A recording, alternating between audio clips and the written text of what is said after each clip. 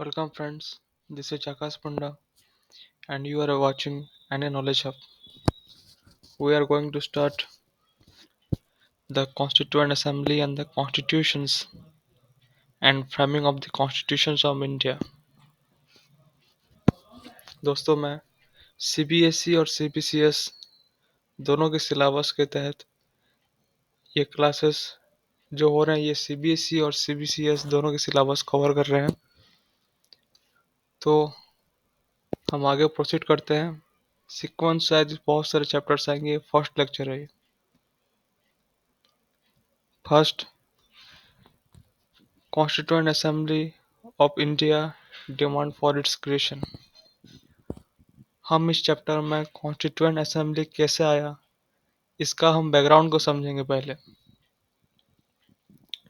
First, 1905 में the Swaraj resolution आया। Swaraj resolution means ये सेल्फ रूल भारत में लागू होने के लिए ब्रिटिश को अर्ज किया गया। The Swaraj resolution self rule through the securing of the right to make a constitutions for the governance of the country. 1970 में ब्रिटिशर ये कॉन्स्टेंटली डिनाई करते रहे इंडिया को सेल्फ रूल देने के लिए, और 1909 में ये ओपनली वो लोग डिनाई किए जब इंडियन काउंसिल एक्ट जब पास हो रहा था, मॉर्ली मिंटो रिफॉर्म्स, तब ये ओपनली इसे डिनाइड किए।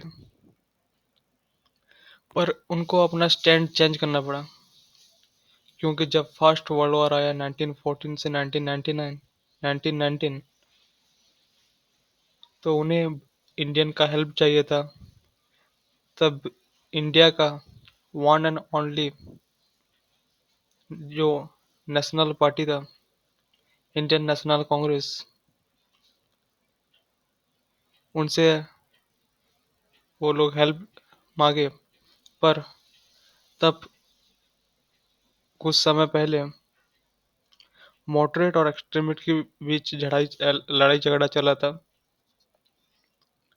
इसी कारण दो ग्रुप में डिवाइड हो गए थे कांग्रेस।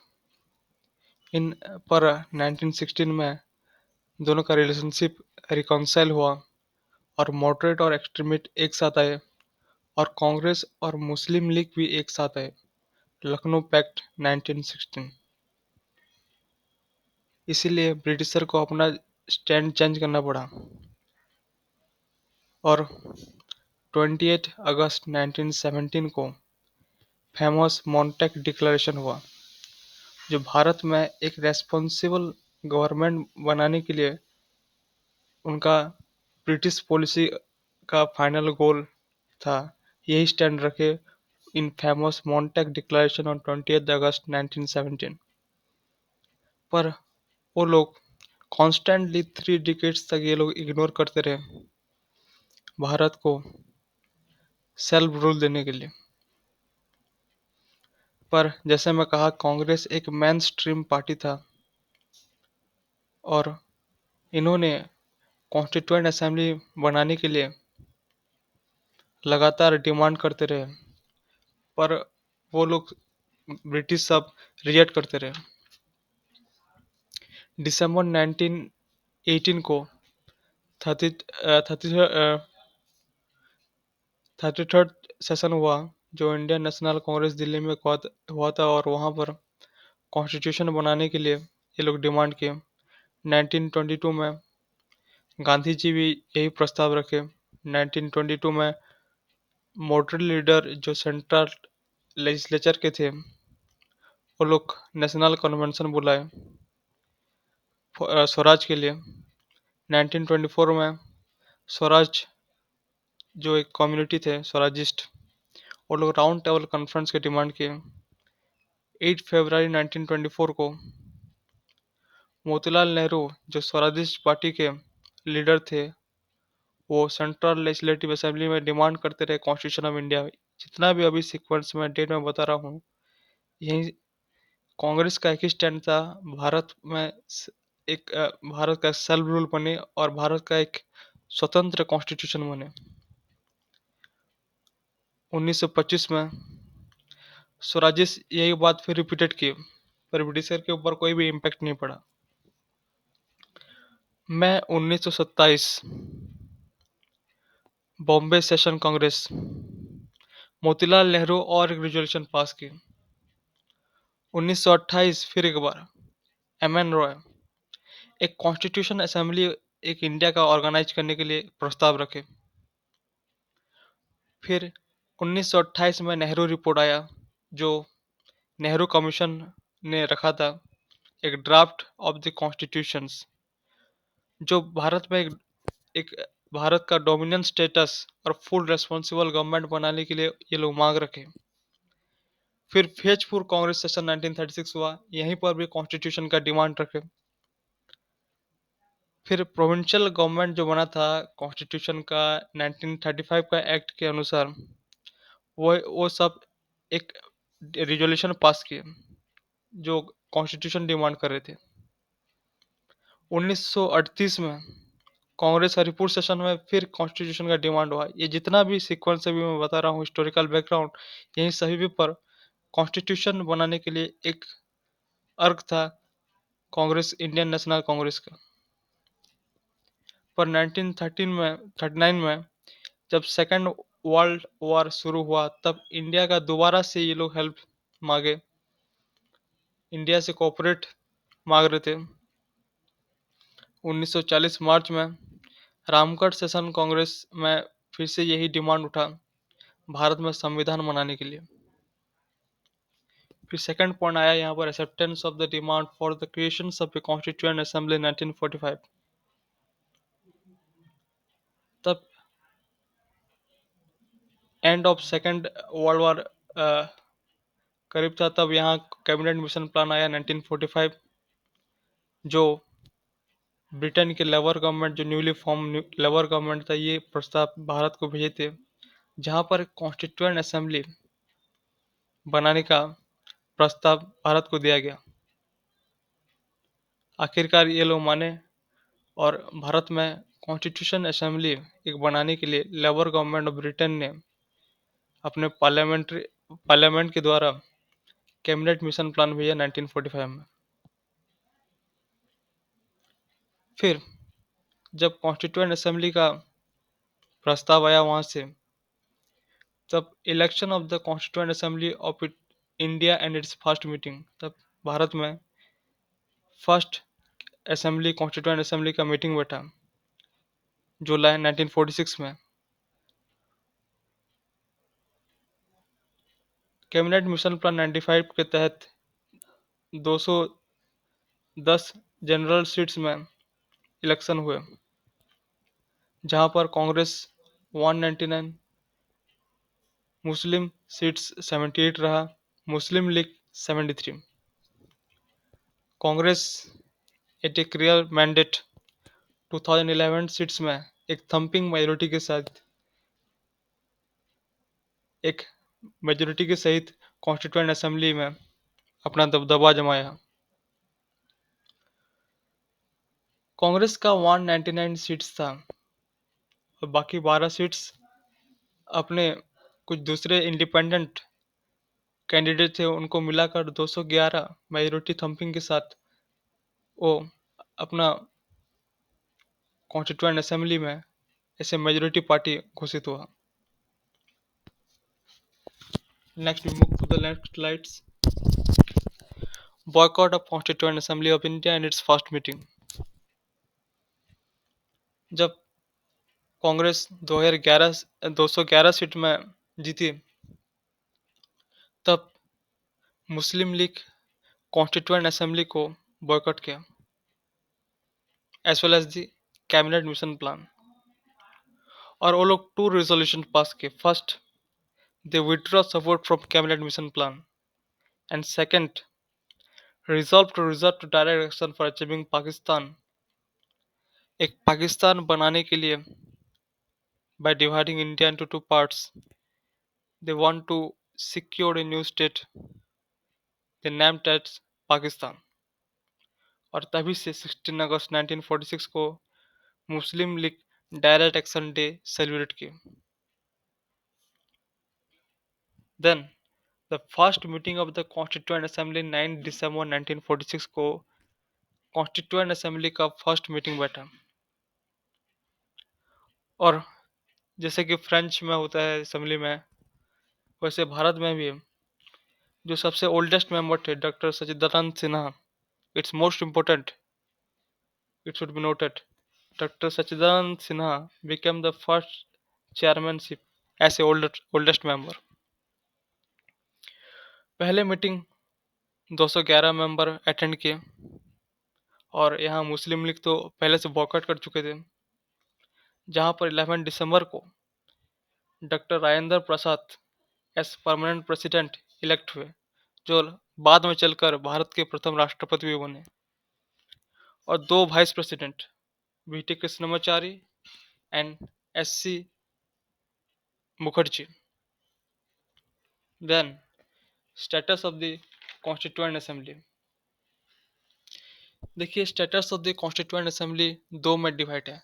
एक तो position before independence of India, it means pre independence India, and the second one is status after 15 August 1947, it means after the events of post independence events.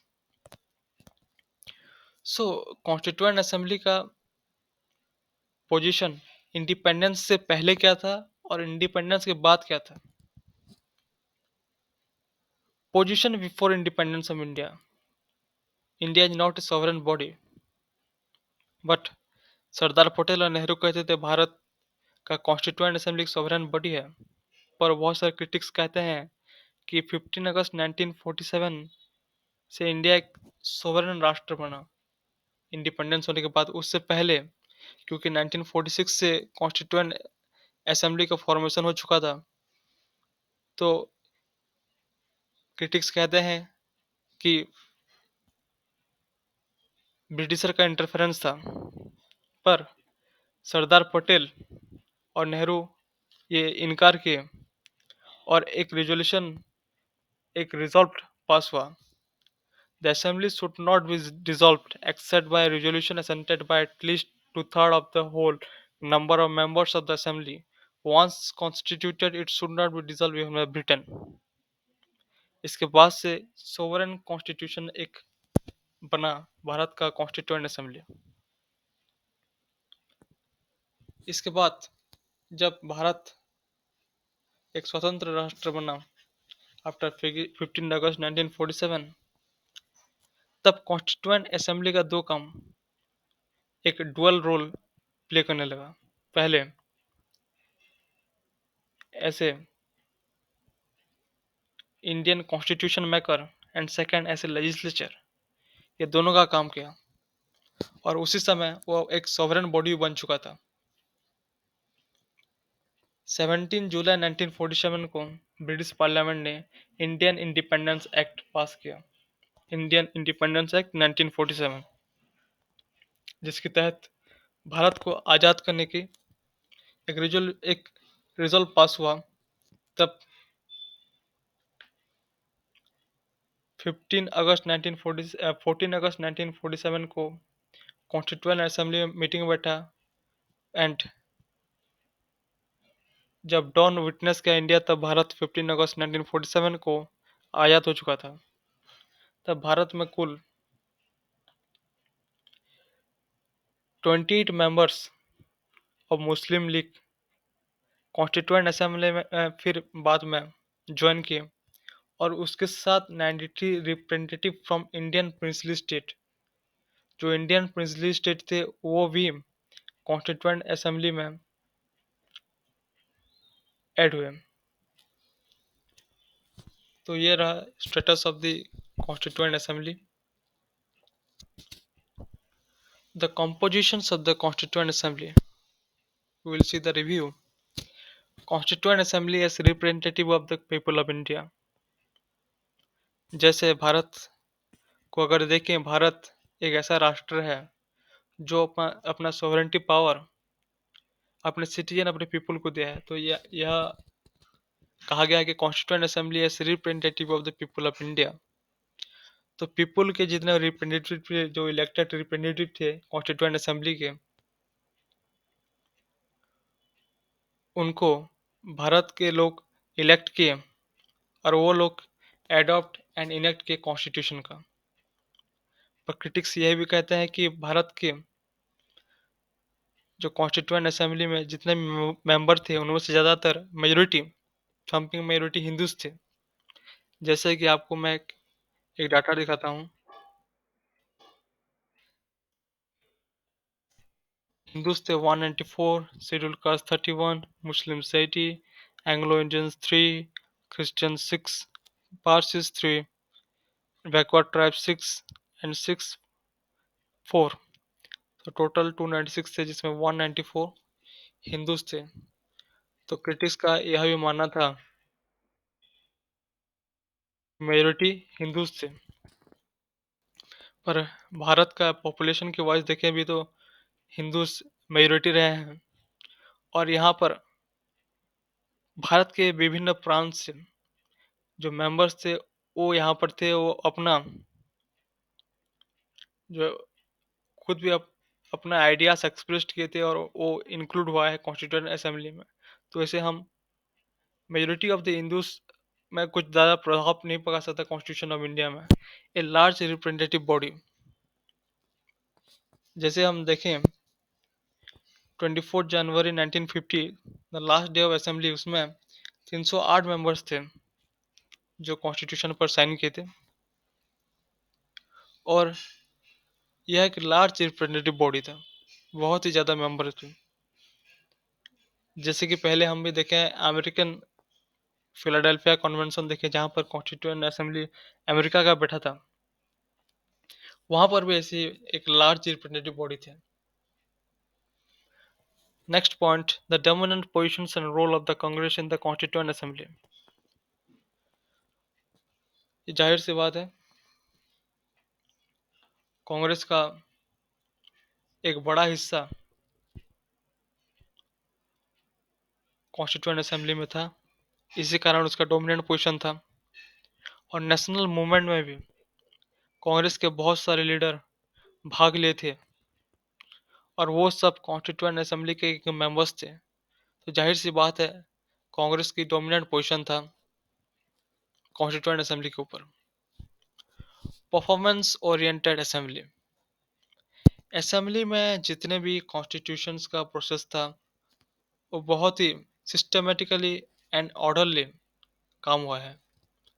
यहाँ पर बहुत सारे कमिटी बैठे थे। कमिटी पहले ड्राफ्ट करते थे कॉन्स्टिट्यूशंस का,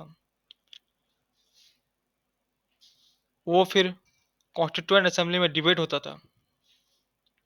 डिबेट होने के बाद वो ड्राफ्टिंग कमेटी के पास चलता था, ड्राफ्टिंग कमेटी ड्राफ्ट लाते थे और लास्ट फाइनली वो फाइनल डिबेट होता था और देन कॉन्स्टिट्यूशन में ऐड होता था। तो एक परफॉर्मेंस ओरिएंटेड असेंबली था। Good mixture of expert and expertise. अगर हम मेंबर्स की बात करें कॉन्स्टिट्यूएंट असेंबली के, तो बहुत ही विद्वान व्यक्ति, learned people of from various parts of India वहाँ पर शामिल थे। तो यह एक good mixture of expert and expertise थे।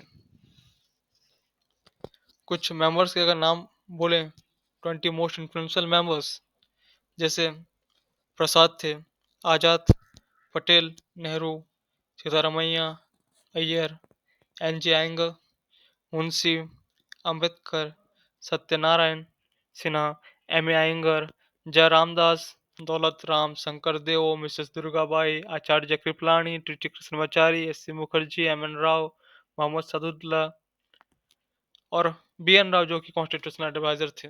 तो एक एक्सपर्ट एक्सपर्टाइज थे जो मैक्सिमम इसमें एडवोकेट थे। सो व्यूअर्स के तो क्रिटिक्स आते रहते हैं सभी काम में, तो यहाँ पर भी कुछ क्रिटिक्स अपना व्यूज देते हैं। जैसे कॉन्स्टिट्यूएंट असेंबली एक फुली रिप्रेजेंटेटिव बॉडी नहीं था, क्योंकि नंबर ऑफ वोटर्स जो थे बहुत ही कम थे। और कुछ का मानना यह है कि यह रेफरेंडम के तहत होना चाहिए। पर हम अगर देखें Philadelphia convention of the USA, वहाँ पर भी ऐसे ही same in the same way जैसे भारत का हुआ है, वहीं पर भी वैसे इलेक्शन हुआ था जहाँ पर लेस वोटर्स थे। 1946 से 14 अगस्त 1947 तक जितना भी कॉन्स्टिट्यूशन का कार्रवाई चला, वो ब्रिटिश इंडिया के तहत चल रहा था, क्योंकि उस समय भारत आज़ाद नहीं हुआ था। तो कुछ लोगों का कहना है कि वहाँ पर ब्रिटिशर का प्रभाव था, क्योंकि उस समय गवर्नमेंट ऑफ इंडिया 1935 लागू था, और उस समय कांग्रेस का भी मोनोपोलिस्टिक पोजीशन था। यह पॉइंट क्रिटिक्स कहते हैं। और कोई अल्टरनेटिव पार्टी नहीं था जो कि कंस्ट्रक्टिव क्रिटिसिज्म कर सके, क्योंकि वहाँ पर अपोजिशन पार्टी नहीं था। और अपोजिशन पार्टी नहीं होने का कारण यह भी है कि जितने भी रिजोल्यूशन लाया गया, मेजोरिटी सब एक्सेप्ट करते थे। क्रिटिक्स का यह भी मानना है कि the constituent assembly was dominated by lawyer and politicians, इसी कारण लेंदी नेचर हुआ है। पर आगे हम डिस्कस करेंगे नेक्स्ट क्लास में कि यह एक ठीक व्यूज नहीं है, क्योंकि हम अगर देखें तो लेंदी नेचर होने का कारण यह भी है कि हम स्टेट और सेंट्रल, जो फेडरल क्वासी फेडरल कहते हैं, ये दोनों का एक साथ हम कॉन्स्टिट्यूशन में रूल एंड रेगुलेशंस ऐड किए हैं। जबकि बाहर के देशों को अगर देखें तो वहाँ पर स्टेट्स, सेंट्रल, ये सभी के लिए अलग अलग कॉन्स्टिट्यूशन होते हैं। और भी अनेक कारण हम नेक्स्ट क्लास में डिस्कस करेंगे। तो क्रिटिक्स का यह मानना है कि ये एक लेंदी नेचर है। कुछ इसे लेंदीएस्ट कहते हैं, कुछ एलिफेंटाइन, कुछ बल्कीएस्ट। और इंडिया का कॉन्स्टिट्यूशंस जो है वो वर्ल्ड का सबसे लेंदीएस्ट कॉन्स्टिट्यूशंस एक में से एक है, क्योंकि यहाँ 395 आर्टिकल्स जुड़े थे, जबकि यूएसए का 7 आर्टिकल्स हैं। तो आप कंपेयर कर सकते हैं कितना बड़ा वास्ट एक कॉन्स्टिट्यूशन है इंडिया का। Next slides, the view of the critics. Then refutation of the view of critics में जैसे कहा कि इसका हम खंडन भी कर सकते हैं, उनका तर्क इतना सही नहीं है। ये देखिए, allotment of seats in the constituent assembly, provinces of British India का यहाँ पर दिया गया है। यहाँ पर general 210 seats, Muslim 78, Sikh 4, and state wise अगर टोटल इन्हें ऐड करें तो ये 292 होगा। टोटल सीट्स था 389, जहाँ पर ब्रिटिश इंडिया का 292, इंडियन स्टेट्स का 93, चीफ कमिश्नर प्रोविंसेस का 4। और ये हम देखें the community wise breakup of membership, framing of the constitutions by the Constituent Assembly of India. First, objective resolutions सबसे पहले यहाँ पास हुआ 13 दिसंबर 1946, just after 4 day of inaugural meeting. Objective resolutions क्या था दोस्तों? अगर देखें, किसी भी काम को करने के पहले हमारा कुछ एम होता है, कुछ ऑब्जेक्टिव होता है। ठीक उसी प्रकार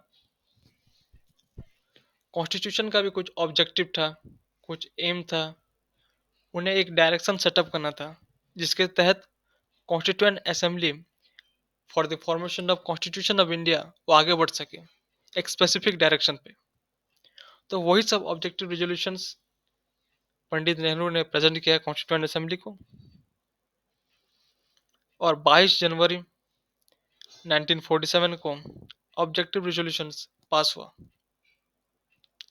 जो ऑब्जेक्टिव रेजोल्यूशन है, हम अगर प्रेम्बल को पढ़ें तो लगभग वही सब आइडियाज एंड थॉट्स को लेकर वही डायरेक्शन को सेटअप करके कॉन्स्टिट्यूशन ऑफ इंडिया को बनाया गया है। Next let's, working of the constituent assembly after Indian independence. 15 अगस्त 1947 के बाद, जैसे मैं कहा, कॉन्स्टिट्यूएंट असेंबली एक सॉवरेन बॉडी बन चुका था without the interference of external powers. तब constitution of various committees of the constituent assembly.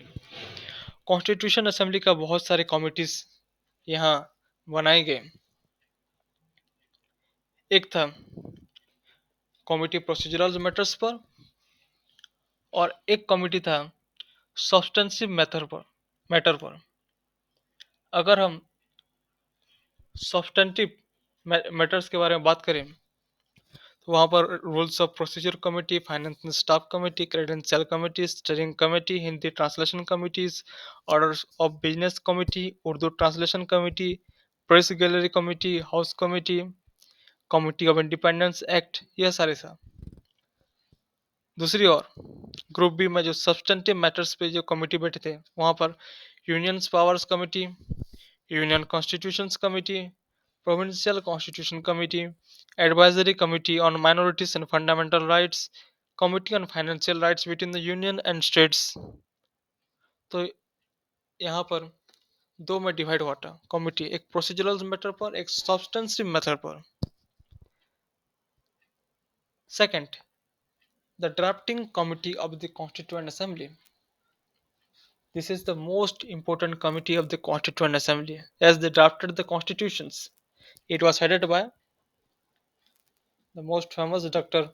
B.R. Ambedkar as its chairman, then N. Gopal Swami Iyengar, Alladi Krishna Swami Iyer, Dr. K. M. Munshi, Syed Muhammad Sadullah, and Madhav Rao, who was replaced by later on B.L. Mitter क्योंकि N Madhav Rao अपने ill health की वजह से resign किए।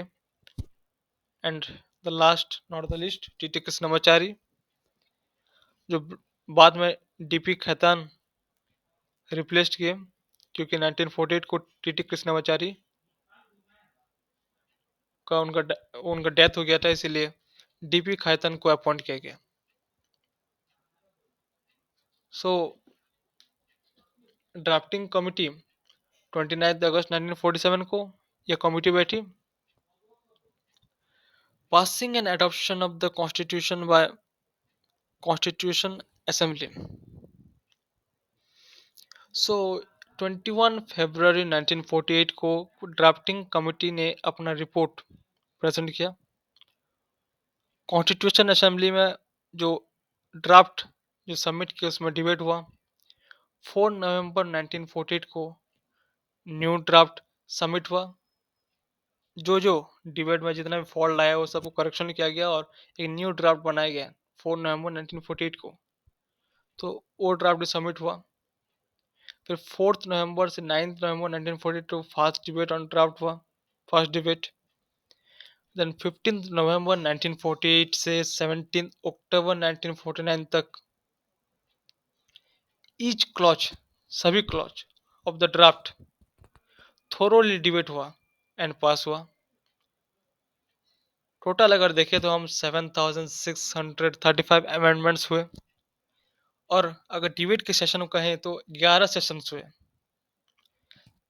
7635 amendments में 2473 amendments discuss हुए। 14 नवंबर 1949 से 26 नवंबर 1949 तक फाइनल डिबेट हुआ। 26 जनवरी 1950 को कॉन्स्टिट्यूशन का इनॉग्रेट हुआ, जिसे हम रिपब्लिक डे कहते हैं।